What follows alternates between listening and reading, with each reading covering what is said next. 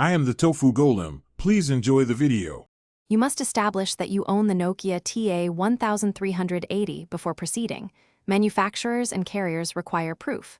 Once done, gather your purchase receipt, government ID, and the original SIM to speed verification.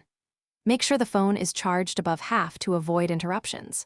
Also, if you can access settings, note the IMEI or write it from the device box. That helps official support confirm ownership. These steps avoid any unauthorized access and keep your options legitimate. Contact Nokia customer support or your mobile carrier and explain the locked device. Say you can prove ownership and ask for their official unlock procedure.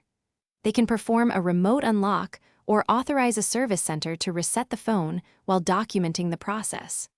Once you request help, follow their instructions exactly and provide any requested forms or ID. Make sure to ask about expected timelines and whether a factory reset will erase data so you can prepare. If official support confirms an authorized factory reset is needed, bring the device and documents to the service center they designate.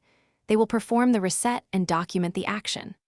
Once done, set a new password and enable secure recovery options like a linked account or written backup codes. If things go wrong, no response or lost records, escalate to a manager and keep all interaction logs and reference numbers. These records are the most effective troubleshooting tool. Thanks for watching. Consider subscribing if we helped you today.